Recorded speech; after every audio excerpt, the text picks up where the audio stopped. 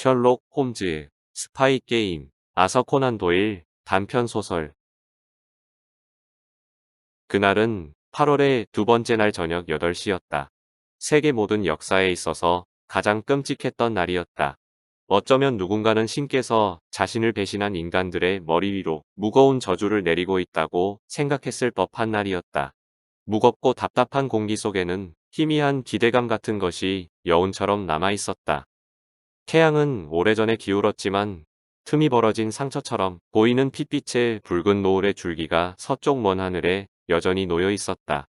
그 위로 별들이 반짝이며 빛났고 그 아래로는 해안의 선박들이 내뿜는 불빛이 희미하게 반짝였다.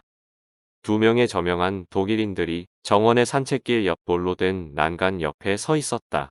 그들 뒤로는 낮은 박공벽이 둘러싼 육중한 저택이 서 있었고 그들은 아래쪽으로 드넓게 펼쳐진 해안가를 바라보고 있었다.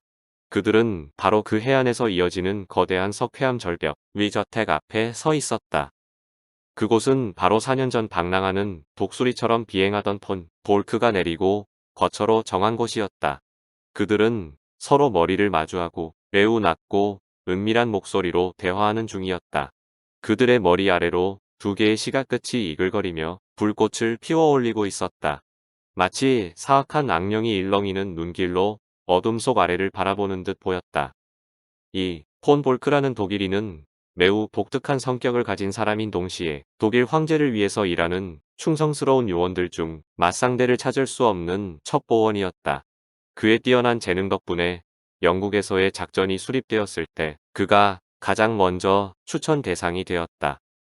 그리고 모든 작전들 중 가장 중요한 작전을 책임지면서 어둠 속 진실을 알고 있는 대여섯 명의 사람들 사이에서는 그의 능력에 대한 경외감이 높아져만 갔다. 그런 사람들 중 하나가 현재 그와 대화하는 사람인 폴 헤어링 남작이었다. 그는 영국 주재 독일 대사관의 최고 참모였고 그의 거대한 100마력짜리 벤츠가 좁은 시골 길을 가로막고 위험있게 서 있었다. 그 자동차는 자신의 주인을 데리고 런던으로 질주하기 위해서 으르렁거리는 소리를 토해내고 있었다. 지금 사건의 흐름과 관련해서 내가 생각하는 한 아마도 당신은 다음 주 이내에 베를린으로 돌아가게 될 겁니다. 최고 참모가 말했다. 거기로 돌아가게 되면 내 친애하는 친구 폴 볼크, 당신에게 퍼부어질 환영 인사와 감사의 말에 깜짝 놀라게 될 겁니다. 우리나라의 최고위층 사람들이 당신의 업적에 대해서 어떻게 생각하는지 내가 알게 될 기회가 있었습니다. 최고 참모는 커다란 덩치에 깊은 인상에 널찍한 어깨를 가진 키가 큰 남자였다. 그의 느릿하면서도 육중하게 말하는 태도가 그의 정치 경력에 있어서 주요한 자산이 되어 왔다. 폰 볼크가 웃었다. 여기 사람들을 속이는 것은 어렵지 않았습니다.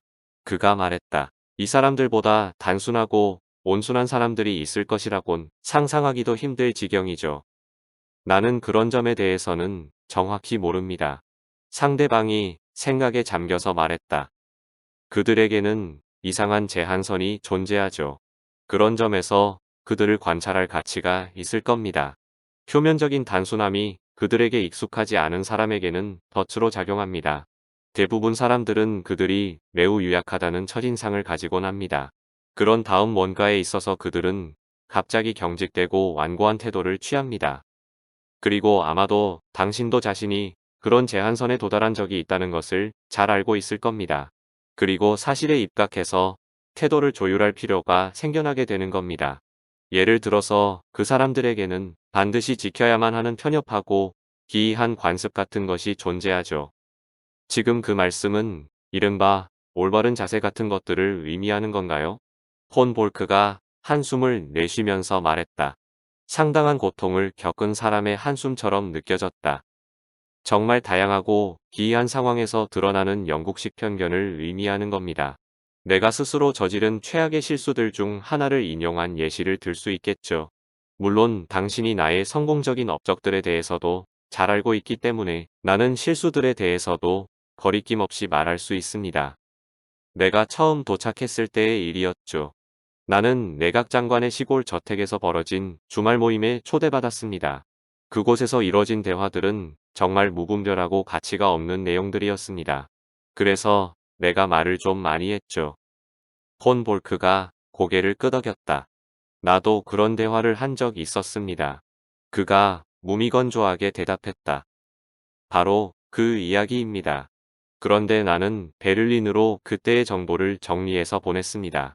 그리고 불행하게도 우리의 훌륭한 총리께서 그런 종류의 일들에는 서툰 편이었습니다. 그래서 자신이 무슨 이야기를 들었는지 암시하는 연락을 우리에게 취했습니다. 물론 그렇게 해서 모든 책임이 나에게 쏠렸습니다. 그 일로 인해서 내가 얼마나 심각한 타격을 받았는지 상상하지도 못할 겁니다. 그 경우에 있어서 아까의 영국 장관은 전혀 유약한 태도를 취하지 않았습니다. 그런 것들을 제대로 이해하는데 2년이 넘게 걸렸습니다. 지금 당신이 보이는 그 스포츠맨 같은 태도도 그렇고요. 아, 이것은 그냥 태도가 아닙니다. 태도라는 것은 일종의 인공적인 것입니다. 이건 상당히 자연스러운 성향입니다. 나는 타고난 스포츠맨이죠. 나는 이런 상태를 즐기고 있습니다. 그렇다면 그로 인해서 당신의 태도가 더욱 효과적이 되겠군요. 아마도 그들과 요트 경기를 벌이고 같이 사냥을 다니고 폴로 경기를 즐기고 모든 경기에서 그들과 맞상대를 할 수 있겠군요. 그리고 당신의 만능손은 올림픽에서 메달을 딸 수준일 겁니다. 내가 듣기로는 당신은 심지어 젊은 영국군 장교들과 권투를 즐겼다고 하더군요. 결과는 어땠습니까? 당신을 심각하게 받아들이는 사람은 없습니다. 당신은 훌륭한 친숙한 스포츠맨이고 독일인치고는 상당히 괜찮은 사람이라는 평판을 얻었습니다. 음주를 즐겨하고 밤에 술집을 즐기고 밤새도록 도시를 돌아다니고 태평스러운 젊은 친구라고 불립니다. 당신의 조용한 시골 저택은 영국에서 일어나는 장난과 소동의 절반 이상을 야기하는 장소로 불리더군요. 그리고 당신은 시골 영지를 가진 지주처럼 행동하는 동시에 유럽에서 가장 뛰어난 비밀 첩보원입니다. 천재적입니다. 폰 볼크. 정말로 천재적이에요. 과찬이십니다. 남장님. 하지만 적어도 이 나라에서 보낸 4년이 비생산적이었다고 말하기는 힘들다고 주장할 생각은 있습니다. 나는 단 한 번도 나의 작은 보관함을 보여드린 적이 없죠. 잠시만 뒤로 물러서 주시겠습니까? 야외 난간으로 통하는 방문이 열리면서 바로 안쪽으로 서재가 보였다. 폰 볼크가 방문을 앞으로 밀면서 앞장서 걸어가기 시작했다. 그가 전등의 스위치를 눌렀다. 뒤를 따라오던 커다란 몸체가 안으로 들어오자 그가 뒤쪽의 방문을 닫았다. 그리고 조심스럽게 창문 위로 들이운 육중한 커튼의 위치를 조정했다. 그 모든 주의사항들이 엄밀하게 점검된 후 그가 햇빛에 그을린 날카로운 얼굴로 손님을 바라보았다. 내 서류들 중 일부가 이미 출발했습니다. 그가 말했다. 어제 내 아내와 집안 식구들이 출발하면서 중요성이 덜한 서류들을 챙겨서 떠났습니다. 물론 나는 대사관의 다른 서류들 역시 보호해야 한다고 요청했습니다. 이미 대사관에는 당신 이름이 적힌 보안실이 마련되어 있습니다. 당신과 당신 짐을 모두 수용하기에 부족함이 없는 당이죠. 우리가 이 나라를 떠날 필요가 없어지는 상황이 벌어질 가능성 역시 아직까지는 존재합니다. 이 나라는 프랑스가 자신의 운명에 고통받도록 방치할 수도 있습니다. 그 두 나라 사이에는 그 구속력이 있는 조약이 없다는 것이 확실하니까요. 그렇다면 벨기에는 어떻습니까? 그래요. 벨기에 역시 마찬가지 상황입니다. 폰 볼크가 고개를 저었다. 나는 어떻게 그런 상황이 가능한지 이해할 수 없습니다. 그런 구속력이 있는 조약이 없을 리가 없습니다. 게다가 지금 행동하지 않는다면 영국은 지금의 굴욕에서 회복할 수 없을 겁니다. 그럼에도 불구하고 어쩌면 당분간은 평화를 누릴 수는 있을 겁니다. 하지만 이 나라의 명예는요? 아, 존경하는 내 친구여. 우리는 지금 철저한 실용주의의 세기를 살고 있습니다. 명예라는 것은 중세적인 개념입니다. 게다가 영국은 준비가 되지 않았습니다. 상상할 수도 없는 일이기는 하지만 우리가 지금 걷고 있는 전쟁을 위한 특별세 500억 마르크에 대한 신문 기사가 물론 그 세금은 우리의 의도가 무엇인지 명료하게 보여주고 있습니다만 타임즈지의 앞면의 광고로 실린다고 해도 이 나라 사람들은 깊은 잠에서 깨어나지 않을 겁니다. 여기저기에서 질문하는 소리들이 들리죠. 그리고 내 임무는 그 질문들에 대한 대답을 찾는 것입니다. 여기저기에서 짜증을 내는 사람들이 생겨납니다. 내 임무는 그들을 달래는 것입니다. 하지만 확실하게 말할 수 있는 것은 적어도 핵심적인 요소들에 관한 즉, 탄약의 비축량과 잠수함 공격에 대한 준비 태세, 고효율 폭약을 만들기 위한 준비 등의 측면에서 준비된 것은 아무것도 없습니다. 그러니 어떻게 영국이 유럽의 상황에 끼어들 수 있겠습니까? 더구나 우리가 배후 조종하는 아일랜드 내전이 격화되어 영국의 발목을 잡고 있는 상황입니다. 창문이 깨지는 거센 폭풍이 불고 있는데 영국이 자신의 집안 단속에만 집중하지 않는 것도 이상한 것이죠. 이 나라는 자신의 미래에 대해서 생각할 필요가 있습니다. 그건 또 다른 문제입니다. 내 생각으로는 가까운 미래에 우리는 영국에 대한 완벽한 계획을 수립하게 될 겁니다. 그때 당신의 정보가 우리에게는 필수적인 요소가 될 겁니다. 오늘 아니면 내일 우리는 영국 관료를 만날 예정입니다. 만약 그가 오늘을 선호한다고 해도 우리는 완벽하게 준비가 되어 있습니다. 만약 그가 내일이라고 말해도 우리는 여전히 준비되어 있을 겁니다. 나라면 동맹과 함께 싸우는 현명함을 발휘하겠죠. 동맹 없이 싸우는 것은 말도 안 되는 생각이니까요. 하지만 그건 그 사람들이 결정할 문제죠. 바로 이번 주가 그들에겐 운명의 한 주가 될 겁니다. 그런데 당신은 아까 당신의 서류에 대해서 말하고 있었죠. 그가 안락 의자에 앉자 숱이 거의 없어진 벗겨진 넓은 머리 위에서 윤기가 반짝였다. 그가 차분하게 시가 연기를 내뿜었다. 그들이 앉은 방은 참나무로 마감이 되어 있고 책장이 줄지어 서 있는 방이었다. 그들에게서 멀리 떨어진 구석에 육중한 커튼이 걸려 있었다. 그 커튼을 끌어올리자 청동으로 보강된 금고가 드러났다. 폰 볼크가 자신의 시계줄에서 작은 열쇠를 떼어내서 두꺼운 금고문을 열었다. 여기 좀 보시죠. 그가 옆으로 비껴서서 손짓으로 최고 참모를 불렀다. 전기등불이 열린 금고 안을 환하게 비췄고 대사관의 최고 참모가 흥미로움이 가득한 눈빛으로 쭉 늘어서 있는 작은 분류칸들을 바라보았다. 각각의 분류칸에는 이름표가 붙어 있었는데 그의 눈이 좌우로 훑어가면서 그 이름표들을 읽었다. 포드, 항구 방어 관련 비행기, 아일랜드, 이집트, 포츠머스 요새밋, 군항, 도버 해협, 로지테 등등의 이름이 보였고 모두 수십 가지의 이름표와 분류칸들이 보였다. 각각의 분류칸에는 서류와 도면이 들어 있었다. 어마어마하군요. 최고 참모가 말했다. 그가 시가를 아래로 내려놓으며 뚱뚱한 손을 들어서 작게 손뼉을 쳤다. 지난 4년이었습니다. 남장님. 술을 많이 마시고 말 타는 것을 즐기는 시골지주 치고는 나쁘지 않은 결과겠죠. 하지만 내가 수집한 것들 중 보석이라고 불을 말한 것은 지금 여기로 오는 중입니다.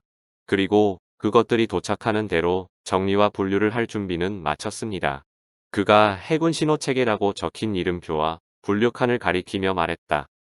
하지만 이미 그 분류칸에는 서류들이 쌓여 있는 것처럼 보입니다만 모두 너무 오래된 것들이고 쓰레기 같은 것들입니다. 영국 해군성이 일종의 경계 경보를 발령했고 모든 암호가 변경되었습니다. 큰 충격이었습니다. 남장님. 내 전체 작전을 통틀어서 최악의 좌절이었습니다. 하지만 내 수표책과 훌륭한 알타몬트 덕분에 오늘 밤이면 모든 것이 괜찮아질 겁니다. 남작이 자신의 시계를 확인하더니 실망의 탄성을 내뱉었다. 이런. 나는 더 이상 기다릴 수가 없겠습니다. 요즘 칼튼 테라스에서의 일들이 어떻게 돌아가는지 잘 알고 있을 겁니다. 너무나도 정신이 없어서 우리 직원들 모두 자리를 지키고 있습니다. 당신의 위대한 반역 소식을 가지고 돌아갈 수 있기를 희망하고 여기에 왔었죠. 당신의 알타몬트가 시간을 지정하지는 않았었나요? 폰 볼크가 전보 한 장을 앞으로 내밀었다. 틀림없이 오늘 밤 도착 예정. 새로운 점화 플러그를 가져갈 예정. 알타몬트. 점화 플러그요. 이건 뭡니까? 보시다시피 그는 자신을 자동차 정비공으로 위장하고 있습니다. 나는 자동차를 수집하는 중이고요. 그래서 우리의 암호에는 모든 것이 자동차 부품이나 정비와 관련된 것들로 표현됩니다. 만약 그가 라디에이터에 대해서 이야기한다면 그것은 전함 이야기고 오일 펌프는 순양함을 의미합니다. 그런 식으로 암호를 주고받아 왔습니다. 그리고 점화 플러그는 해군 신호 체계를 의미합니다. 포츠머스에서 한낮에 발송되었군요. 이 전보는 최고 참모가 전보 종이를 살펴보더니 말했다. 그건 그렇고 당신은 이 사람에게 뭘 제공하는 겁니까? 이번 작업을 위해서는 500파운드를 지급할 겁니다. 물론 그에게는 다달이 일정한 돈을 주고 있습니다. 정말 욕심이 많은 악당이군요. 그런 류의 사람들이 유용하기는 하죠. 돈을 받는 반역자들 말입니다. 하지만 피 묻은 돈을 좋아하는 이런 사람이 좋게 보이지는 않습니다. 나는 알타몬트에 대해서 나쁘게 보는 것도 아니고 좋게 보는 것도 아닙니다. 그는 정말로 놀라운 요원입니다. 내가 그에게 좋은 대가를 지불하면 그는 상품을 가져옵니다. 그 자신의 표현을 빌자면 그렇다는 겁니다. 게다가 그는 반역자가 아닙니다. 진정한 아일랜드계 미국인의 입장에서 보자면 우리 독일 융커들이 영국을 대하는 방식은 전내나는 아기 비둘기가 칭얼거리는 것처럼 보인다고 하더군요. 아일랜드계 미국인이라고요? 그 사람이 말하는 것을 직접 들으면 그의 출신에 대해서 의심할 것이 없을 겁니다. 가끔씩 나는 그가 하는 말을 이해할 수 없는 경우도 있습니다. 그는 영국 왕에 대해서 뿐만 아니라 그 왕이 사용하는 언어에 대해서도 전쟁을 선포한 것처럼 느껴지기도 합니다. 지금 반드시 떠나야 하는 겁니까? 그가 바로 올 것 같습니다만. 그렇군요. 미안합니다. 하지만 이미 시간을 많이 지체했습니다. 내일 당신이 올 것이라고 생각하고 있겠습니다. 그리고 당신이 그 해군 신호집을 가지고 요크 공작의 계단에 이어진 문을 열고 들어오는 순간 영국에서 보낸 오랜 세월을 장식하는 승리의 종지부를 찍게 되겠군요. 저건 뭡니까? 토케이 와인이군요. 그가 먼지마귀가 싸고 있는 커다란 술병과 그 옆에 서 있는 육중하고 높은 술잔을 가리키면서 말했다. 긴 여행을 떠나기 전에 술 한 잔을 하시겠습니까? 아니요, 괜찮습니다. 그런데 저 와인은 정말 고급스럽게 보이는군요. 알타몬트는 와인에 있어서 고급스러운 취향을 가지고 있습니다. 그리고 내가 대접하는 토케이 와인을 매우 좋아하더군요. 그는 매우 감상적인 사람이어서 작고 사소한 것들을 통해서 기분을 달래줄 필요가 있습니다. 그에 대해서 깊은 연구를 해야만 했습니다. 그들이 야외 난간 쪽으로 걸어가면서 말했다. 난간이 이어진 끝에는 남작의 운전사가 자동차 밖에서 대기하고 있었다. 그 거대한 벤츠가 몸체를 떨면서 컬컬거리는 소리를 내고 있었다. 아마도 저기 멀리 보이는 것이 하리치 항구겠죠? 최고 참모가 두꺼운 외투를 둘러 입으면서 말했다. 정말로 평화롭고 고요해 보이는군요. 일주일 후에는 아마 또 다른 불빛들이 저 항구 위에서 번쩍이겠군요. 그리고 영국 해안 전체가 지금보다는 고요함을 많이 잃을 겁니다. 제플린 사령관이 우리에게 약속한 것들이 모두 성취된다면 하늘 역시 그리 평온한 장소가 되지는 않을 겁니다. 그런데 저건 뭡니까? 그들 뒤로 하나의 창문이 있었는데 불빛은 그 창문을 통해서만 흘러나오고 있었다. 그 창문 뒤로 등불이 있었고 그 옆에 협탁이 있었는데 그 앞에는 불그스레한 얼굴에 차분한 표정의 늙은 숙녀가 작은 모자를 쓰고 앉아 있었다. 그녀는 뜨개질거리에 몸을 숙이고 있었다. 그러다가 가끔씩 눈을 들어서 옆 낮은 의자에 앉은 커다란 검은 고양이를 바라보았다.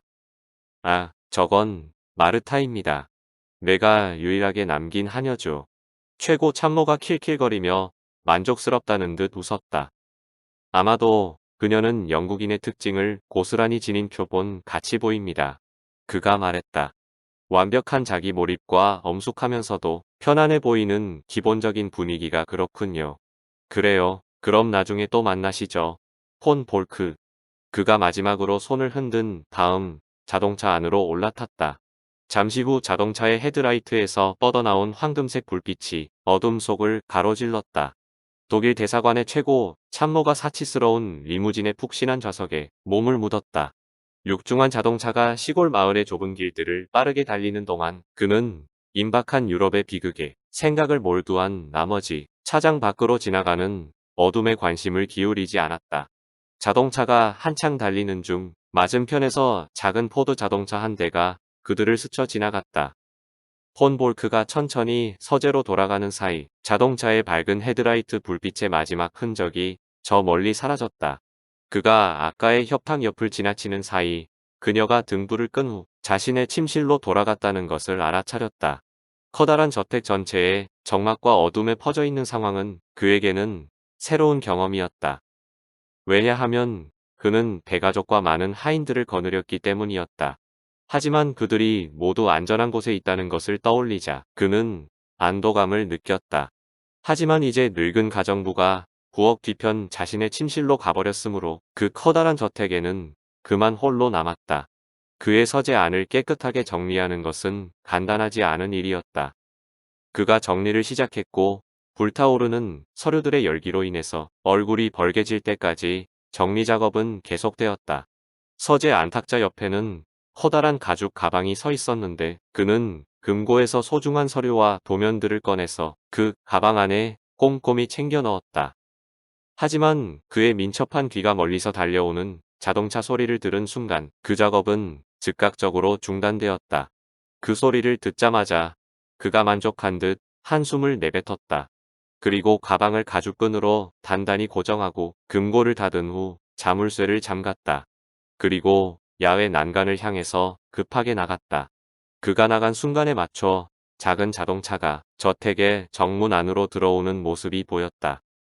자동차에 타고 있던 사람이 밖으로 뛰쳐나오더니 그를 향해서 빠르게 다가왔다. 그 차의 운전사는 커다란 덩치를 가진 나이가 든 사람이었다. 회색 턱수염을 가진 운전사가 마치 기나긴 기도에 몰두하는 것처럼 편한 자세로 자리를 잡고 있었다. 어떤가? 폰 볼크가 허둥지둥 질문을 던지면서 한밤의 방문자를 향해서 달려갔다. 대답 대신 그 남자가 작은 갈색 종이 봉투를 머리 위로 흔들었다. 그는 매우 의기양양한 분위기를 풍기고 있었다.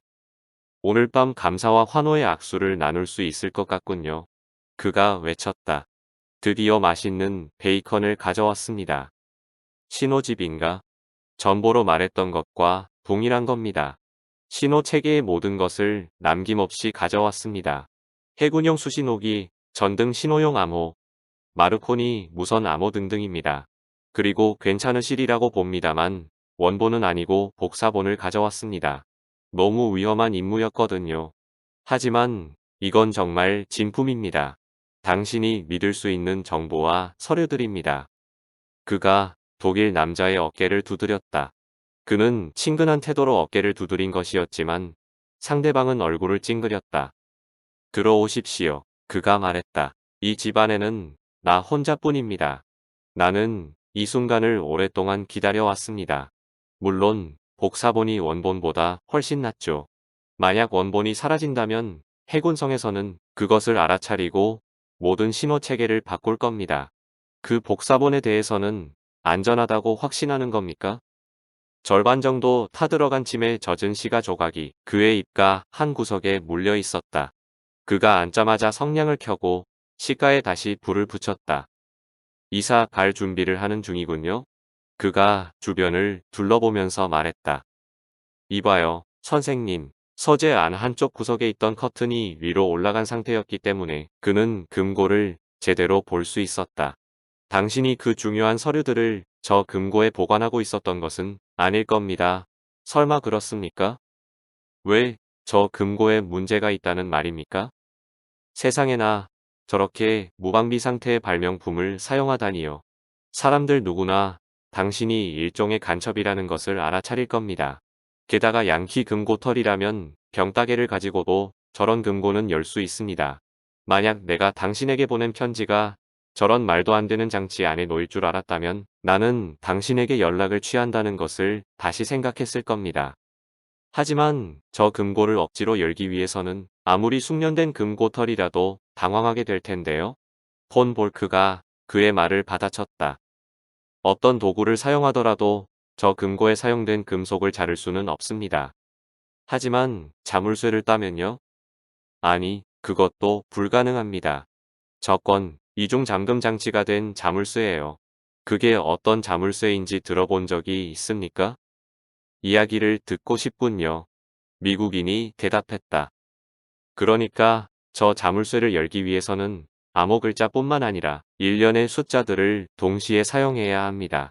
저 자물쇠가 제대로 작동하기 위해선 말입니다. 그가 자리에서 일어나서 열쇠 구멍 옆에 붙어있는 이중으로 배열된 원판을 가리켰다. 이 원판 하나는 글자를 입력하는 용도이고 안쪽에 하나는 숫자를 넣는 용도입니다. 뭐 그렇다면야 괜찮은 편이군요. 그렇습니다. 저 금고는 당신이 추측하는 것처럼 단순한 것이 아닙니다. 4년 전 내가 직접 특별히 주문해서 제작한 금고입니다. 당신은 내가 왜 암호 글자와 숫자를 조합하는 것으로 자물쇠를 만들었는지 그 이유를 짐작할 수 있겠습니까? 내 능력을 넘어서는 질문이군요. 그러니까 나는 암호 글자로는 어거스트를, 숫자로는 1914를 정했습니다. 여기 이것 좀 봐요. 미국인의 얼굴 위로 놀람과 경외감이 동시에 떠올랐다. 세상에나 상당히 교묘하군요. 당신은 정말로 훌륭한 금고를 만들어냈군요. 그래요. 그리고 저 금고 덕분에 이제 우리는 짐작하기도 힘들었던 그날이 다가왔다는 것을 알고 있습니다. 여기 그날이 오고 있군요. 그리고 나는 내일 아침이면 여기에서 사라질 예정입니다. 그런데 아무래도 당신이 나를 같이 데려가야 할 것 같군요. 이 빌어먹을 나라에서 나 혼자 외로이 있기는 싫습니다.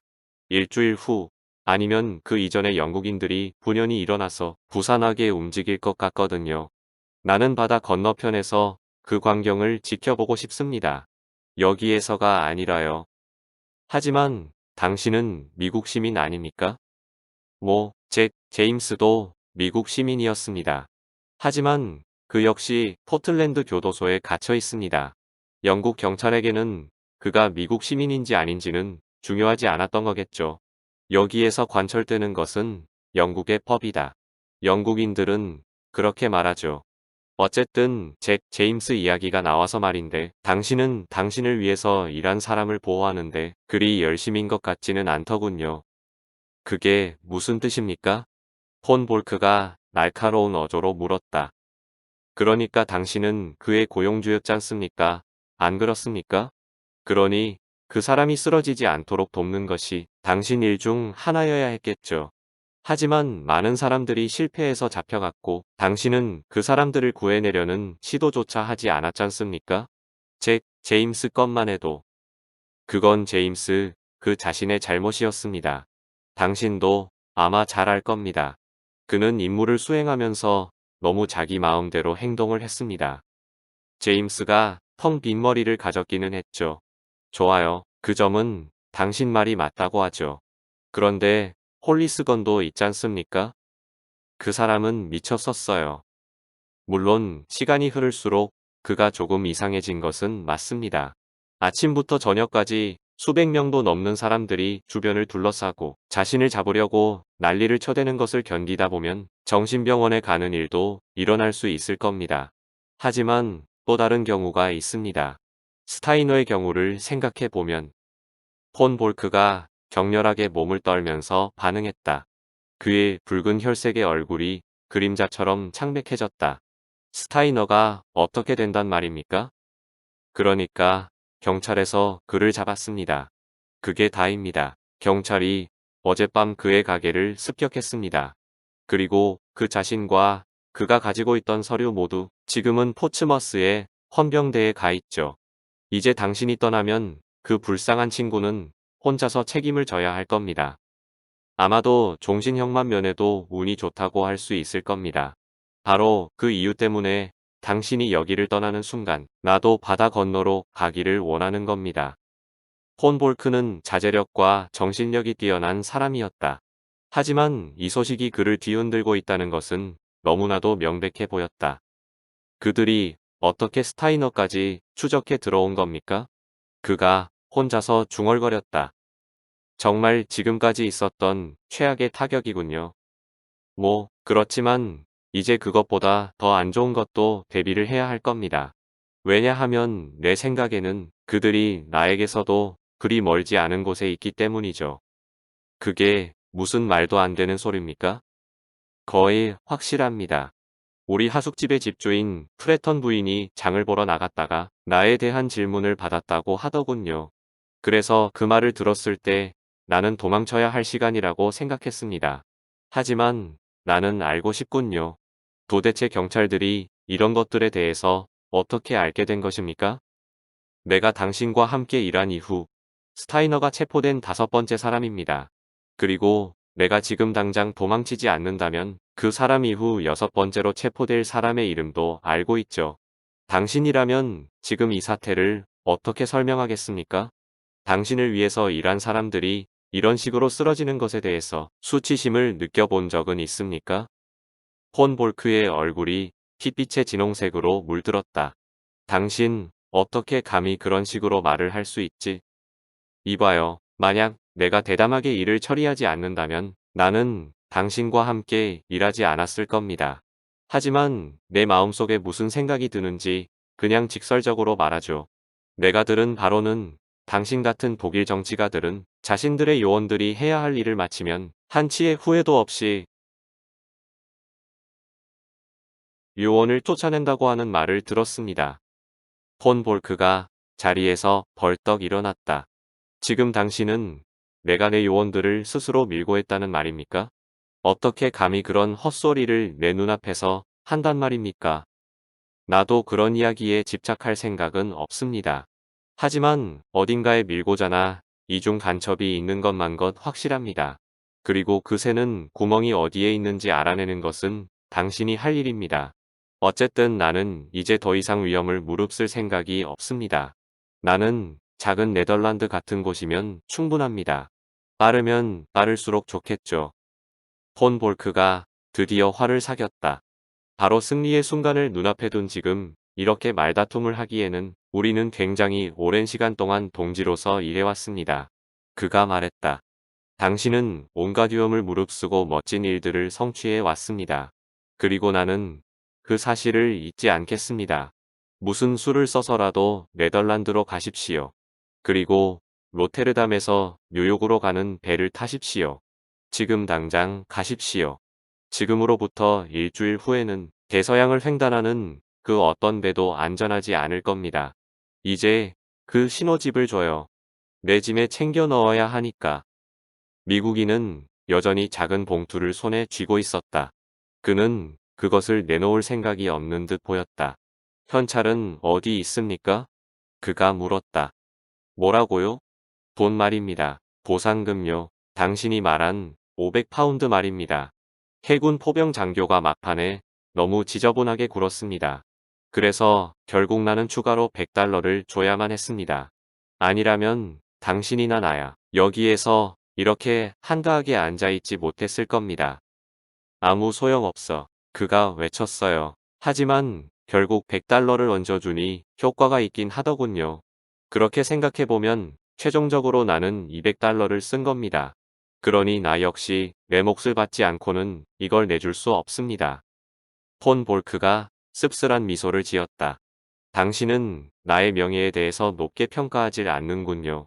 그가 말했다. 당신은 그 신호집을 주기 전에 돈을 먼저 달라고 요구하는 겁니까? 이봐요, 선생. 이건 일종의 사업 제안이란 말입니다. 좋아요. 당신이 원하는 대로 합시다. 그가 탁자 앞에 앉더니 수표책에 숫자를 적었다. 그리고 수표를 한 장 찢었다. 하지만 그가 상대방에게 수표를 건네기 전에 동작을 멈췄다. 생각해보면 우리는 지금 동일한 조건에 놓여 있습니다만 알타몬트 씨. 그가 말했다. 당신이 나를 신뢰하지 못하는데 내가 당신을 신뢰해야 하는 이유를 알 수 없습니다. 무슨 소리인지 이해가 됩니까? 그가 어깨 너머로 뒤쪽의 미국인을 살펴보면서 말했다. 이제 수표는 탁자 위에 놓겠습니다. 하지만 당신이 그것을 집어들기 전에 그 봉투를 먼저 조사해야겠습니다. 미국인이 아무 말도 하지 않고 봉투를 건넸다. 폰 볼크는 봉투를 묶고 있던 줄을 풀었고 두 겹의 포장지를 벗겼다. 그러더니 그가 잠시 동안 눈앞에 놓인 작은 푸른 공책을 경위와 놀라움에 찬 시선으로 바라보았다. 표지에는 양봉 문화의 실용적 수첩이라는 글자가 금박으로 새겨져 있었다. 아주 잠깐 동안 첩보원들의 대장이 그 이상하면서도 무의미한 글자들을 바라보았다. 다음 순간 그의 등 뒤에서 강철 같은 손이 튀어나왔다. 그 손이 그의 목을 잡아 조였고 클로로포름이 묻은 스폰지가 그의 창백한 얼굴 위를 덮었다. 한 잔 더 마셔, 왓슨. 셜록 홈즈가 값비싼 토케이 와인병을 앞으로 내밀면서 외쳤다. 육중한 체구의 운전사가 이제는 그의 앞에 앉아 있었다. 그가 일종의 열정을 가지고 술잔을 앞으로 밀었다.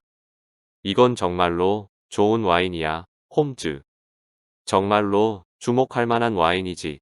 캘리포니아에서 생산된 것 치고는 정말로 뛰어나지. 지금 저기 소파에 누워있는 우리 친구 말로는 이 와인은 샘부른 궁전의 특별 창고에서 공수된 것이라고 하더라고. 아, 그런데 창문 좀 열어주는 친절을 베풀어주지 않겠나? 클로로포름 향이 남아있으면 와인의 진정한 향을 즐기는데 방해가 되거든. 금고 문이 열렸고 셜록 홈즈가 그 앞에 서서 서류를 하나씩 하나씩 꺼냈다. 그는 서류를 꺼내면서 재빠른 눈초리로 그것들을 확인했고 폰 볼크의 가죽 가방 안에 단정하게 집어넣었다. 독일인은 씩씩거리면서 잠에 취해서 소파 위에 누워 있었다. 하나의 가죽끈이 그의 팔을 묶고 있었고 다른 가죽끈 하나가 다리를 묶고 있었다. 우리는 그렇게 서두를 필요는 없어, 왓슨. 방해받을 염려는 전혀 없거든. 초인종을 울려주겠나? 지금 이 집 안에는 늙은 마르타를 제외하곤 아무도 없어. 마르타는 정말 자신이 맡을 역할을 잘 해냈어. 경탄하지 않을 수 없어. 이 사건을 처음 맡았을 때부터 나는 마르타를 통해서 여기 상황을 모두 파악할 수 있었다고. 아, 마르타, 정말 훌륭했어요. 모든 것이 끝났다는 말을 하려니 기분이 좋군요. 쾌활한 늙은 숙녀가 문가에 나타났다. 그녀가 미소를 지으며 셜록 홈즈에게 인사했다. 그리고 소파 위에 누운 사람을 흘끗 살펴보곤 불안한 표정을 지었다. 저 사람은 괜찮아요, 마르타. 저 사람은 다친 것이 전혀 아니에요. 그 말을 듣게 돼서 정말로 기쁘군요, 홈즈 씨. 저분 스스로의 기준에 따르자면 저분 자신은 상당히 친절한 주인으로서 행동했거든요. 게다가 어제 자신의 부인을 따라서 독일로 가라는 제안까지 했죠. 물론 그런 행동이 우리의 계획에는 어울리지 않았겠지만요. 그랬겠죠, 홈즈 씨? 그렇죠. 맞는 말씀이에요. 마르타. 당신이 여기에 있다는 것을 알았기 때문에 내가 마음을 편하게 할 수 있었거든요. 오늘 밤 당신 신호를 기다리면서 시간을 조금 보냈죠. 최고 참모가 문제였어요, 홈즈 씨. 나도 알아요. 그의 자동차가 우리 차하고 마주쳤었거든요. 나는 정말 그가 여기에서 떠나지 않을 것이라고 생각했어요. 그리고 만약 당신이 여기에 왔을 때 최고 참모가 있었다면 우리 계획에 어울리지 않을 것이라고 짐작했죠. 그래요. 맞는 말씀이에요. 그건 그렇고 당신이 등불을 끄고 나갈 때까지 한 30분 정도 기다린 것 같군요.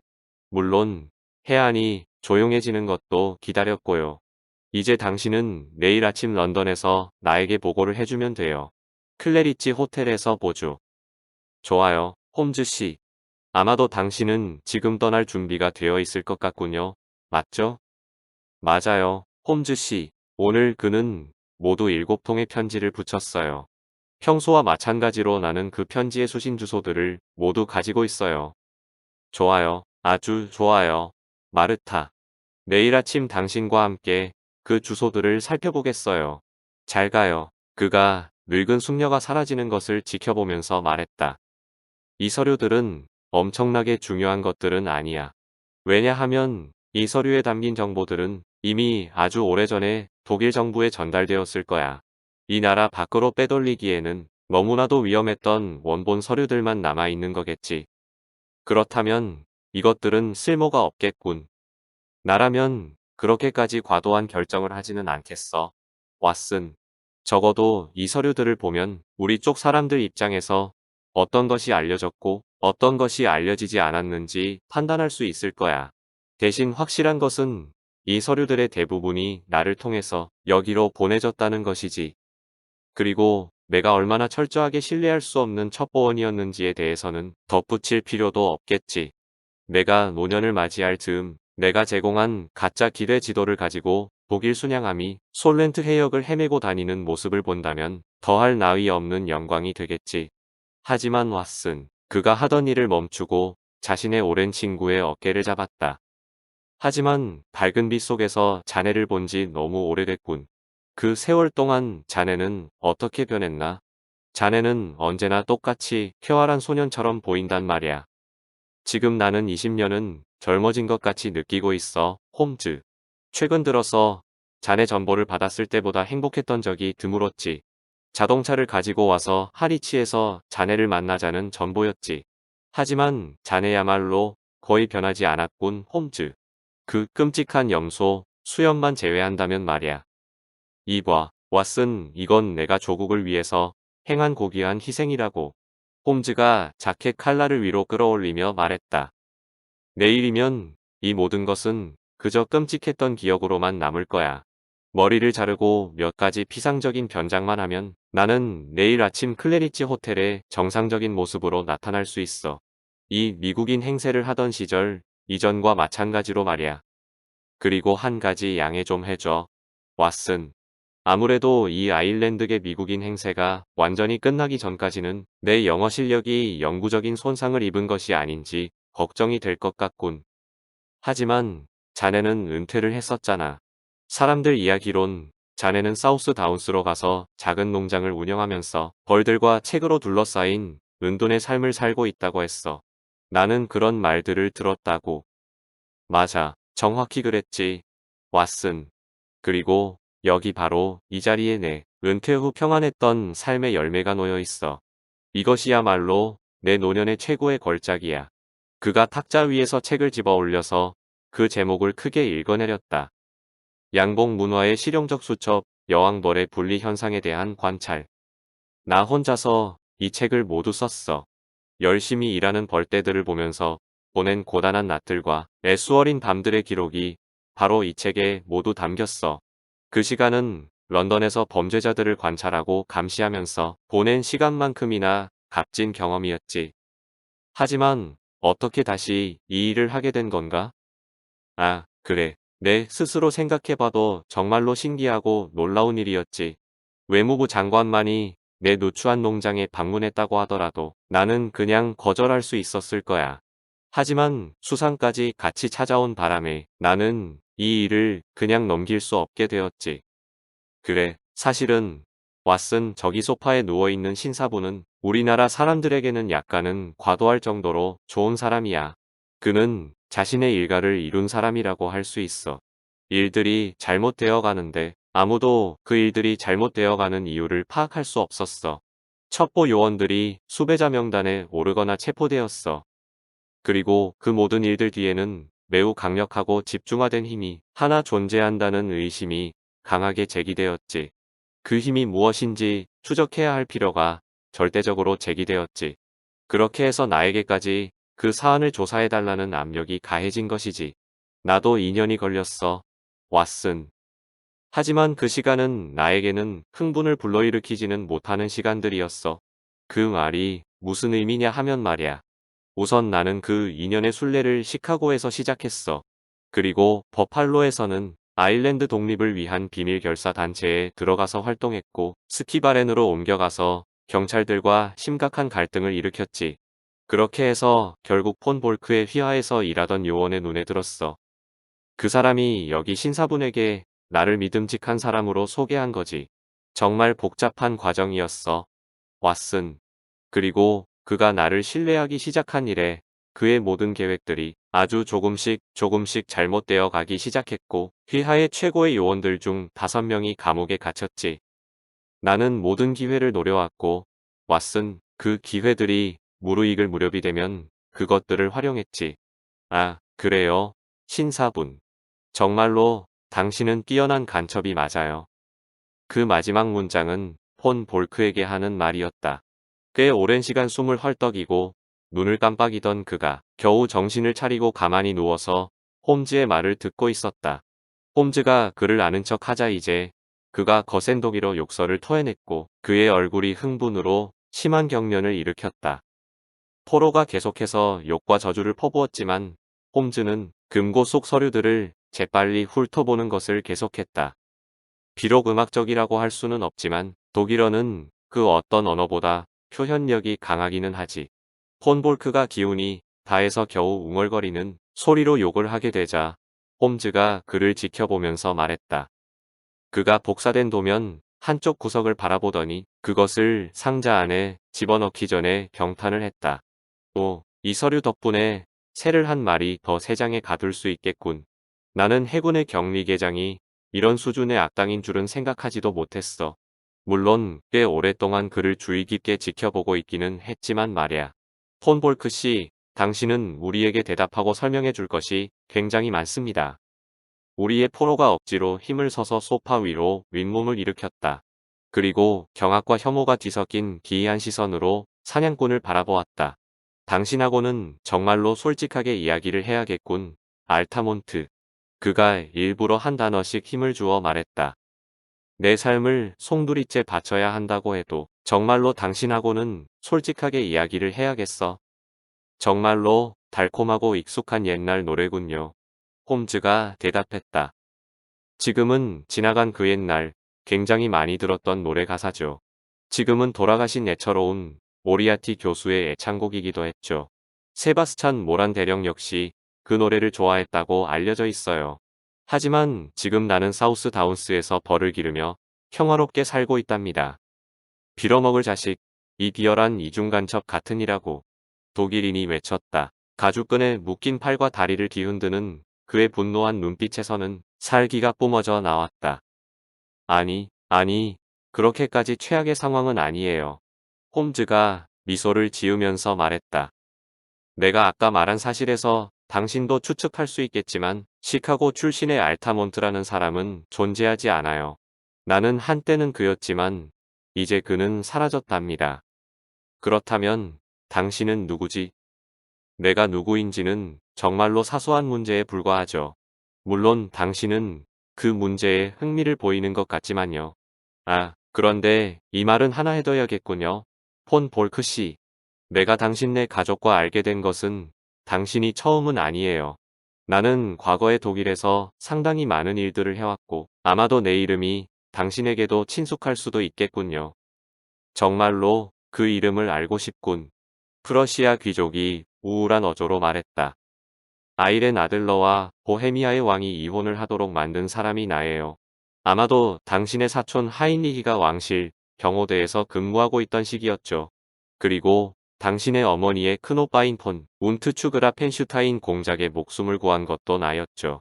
그 암살을 시도했던 사람은 크로프만이라는 무정부주의자였고요. 폰 볼크가 놀라서 윗몸을 일으켰다. 그 사람은 단 한 사람인데 그가 외쳤다. 맞아요. 바로 그래요. 홈즈가 말했다. 폰 볼크가 신음소리를 내면서 다시 소파에 주저앉았다. 그런데 내가 수집한 정보 대부분이 당신을 통해서 입수되었어. 그가 외쳤다. 그것이 가치가 있는 것들이었나? 내가 도대체 무슨 짓을 한 거지? 이제 나는 영원히 파멸할 거야. 그렇죠. 내가 제공한 정보 대부분은 약간은 신뢰하기 힘들다고 봐야겠죠. 홈즈가 대답했다. 다시 확인할 필요가 있는 정보들이지만 문제는 당신들에게는 확인할 시간이 부족하다는 것이죠. 당신 나라의 제독들은 우리의 새로운 대포가 예상보다 약간 크다는 것을 깨닫게 될 거예요. 그리고 우리 순양함이 예상보다 3배 정도 빠르다는 것도 발견할 거예요. 폰 볼크가 절망에 빠져서 스스로의 목을 조르려고 했다. 그리고 그런 예들 말고도 상당히 많은 세부 사항들이 상당히 오랜 시간이 흐른 뒤에야 진실인지 아닌지 확인될 거예요. 하지만 당신은 독일인들에게는 매우 드문 성격을 가지고 있어요. 폰 볼크 씨. 당신은 스포츠맨이에요. 그래서 당신이 그동안 수없이 많은 사람들을 계략에 빠뜨려왔고 결국에는 이렇게 내가 파놓은 함정에 빠지게 되었지만 당신은 나에게 악한 감정을 가지고 있지는 않죠. 결국 생각해보면 당신은 당신의 나라를 위해서 최선을 다했고 나는 나의 나라를 위해서 최선을 다한 것이죠. 그것보다 자연스러운 일이 어디에 있겠어요? 그렇게 말한 그가 꽤 다정한 태도로 손을 들었어 절망에 고개를 숙인 사람의 어깨를 두드렸다. 지금 이 상황이 비열한 적 앞에 무릎 꿇게 된 것보다는 나은 상황이라고 생각하길 바라요. 그래, 이제 모든 서류가 정리되었군. 왓슨. 우리 포로를 일으키는 것을 도와줘. 이제 바로 런던으로 출발할 수 있을 거야. 힘이 센 폰 볼크가 절망적으로 저항했기 때문에 그를 움직이는 것은 쉽지 않았다. 하지만 마침내 양팔을 붙잡고 두 친구가 그를 데리고 정원을 천천히 가로지르기 시작했다. 바로 그 길은 불과 몇 시간 전 폰 볼크가 고위급 외교관으로부터 축하 인사를 받았던 그 길이었다. 잠시 후 그가 가죽끈에 묶인 팔과 다리를 휘저으며 최후의 저항을 했다. 그러나 결국 그는 작은 자동차 안뒷좌석에 앉게 되었다. 그의 소중한 가죽 가방이 그의 옆에 올려졌다. 상황이 허락하는 한 최대한 편안하게 대접하려고 노력하는 중이란 것은 알아줬으면 좋겠어요. 이제 모두가 자동차 안에 자리를 잡은 후 홈즈가 그에게 말했다. 만약 시위가에 불을 붙여서 당신 입술 사이에 끼워 넣는다면 내가 당신을 놀린다는 죄책감을 가져야 할까요? 하지만 화가 난 독일인에게 모든 편의 제공이 무익했다. 이봐, 셜록 홈즈 씨, 그가 말했다. 만약 당신이 나를 이렇게 다룬다는 것이 당신네 정부의 공식 지침이라면 이건 바로 전쟁 행위라는 것을 알고는 있겠지. 아, 그렇다면 당신네 정부가 이 행위를 인정한다면 어떻게 되는 것이죠? 홈즈가 가죽 가방을 가리키며 말했다. 당신은 정부 공무원이 아니지. 그러니 당신은 나를 체포할 권리가 없어. 게다가 체포영장 같은 것도 가지고 있지 않다고. 지금 벌어지고 있는 이 모든 것들이 불법적인 야만적 행위야. 맞는 말씀입니다. 홈즈가 말했다. 당신은 독일의 시민을 납치하고 있는 중이지. 아, 거기다가 그 시민의 사유재산을 빼앗는 중이고요. 그렇다면 당신도 지금 스스로 그리고 당신 공범이 처한 상황을 인식하고 있겠군. 만약 우리가 마을을 지나쳐 가면서 도와달라고 창밖으로 외치기만 하면 친애하는 독일 시민님, 만약 당신이 그 어떤 멍청한 짓을 한다면 당신은 여기 마을의 술집의 간판 제목 하나를 크게 써놓는 것에 일조하게 될 거예요. 그 간판에는 매달려 몸부림치는 독일인이라고 적혀 있게 될 거예요. 영국인들은 참을성이 많은 종족이죠. 하지만 지금은 영국인들의 감정에 작은 불이 붙어 있어요. 그런 점에서 영국인들의 인내심이 어디까지인지 지금 바로 이 자리에서 시험해보는 것이 결코 좋은 생각은 아니에요. 폰 볼크 씨, 당신은 이제 런던 경시청까지 조용히 우리와 같이 가서 거기에서 당신 친구 폰 헤어링 남작을 불러달라고 요청하고 대사관의 면책 특권을 이용해서 독일로 송환될 수 있을지 알아보게 될 거예요. 그리고 왓슨, 자네는 예전에 해왔던 것과 비슷한 일을 하고 있으니까 런던으로 가는 것이 큰 문제는 아니겠지? 그러니 저쪽 야외 난간 옆으로 잠깐 같이 가자고. 아마도 우리가 마지막으로 가지게 될 조용한 대화가 될 거야. 두 친구가 과거의 나날들을 회상하면서 친밀한 대화를 몇 분 동안 나눴다. 그러는 동안 그들의 포로는 팔다리를 묶고 있는 가죽끈을 풀어보려고 몸부림쳤지만 아무 소용 없었다. 다시 자동차 쪽으로 돌아가면서 홈즈가 달빛에 물든 바다를 가리켰다. 그리고 고개를 저었다. 동풍이 불어올 것 같군, 왓슨. 내 생각엔 아니야, 홈즈. 지금 날이 매우 따뜻하다고. 그래, 내 오랜 친구 왓슨. 자네야말로 이렇게 빠르게 움직이는 시대 속 단단하게 고정된 존재야. 동풍이 결국에는 불어오게 될 거야. 그리고 그 바람은 영국이 한 번도 맞아본 적 없는 바람이지. 차갑고 쓰라린 바람이 될 거야. 왓슨. 그리고 그것이 불어닥치기 전에 우리들 중 많은 사람들이 시들어 쓰러지겠지. 하지만 결국 신께서 직접 만드신 바람이 불어올 것이고 모든 폭풍이 거치고 나면 이 땅은 태양 아래 다시 빛나겠지. 더 깨끗해지고 더 강력해진 모습으로 말이야. 이제 출발하자고, 왓슨. 이제 길을 떠나야 할 시간이야. 지금 나에게는 빠른 시간 내에 현금으로 바꿔야 할 500파운드 수표가 있다고. 그 수표를 발행한 사람은 최대한 빠른 시간 내에 그것을 취소하려고 하겠지만 말야. 셜록 홈즈의 스파이 게임. 아서 코난 도일 지음. 위즈덤 커넥트 편엠.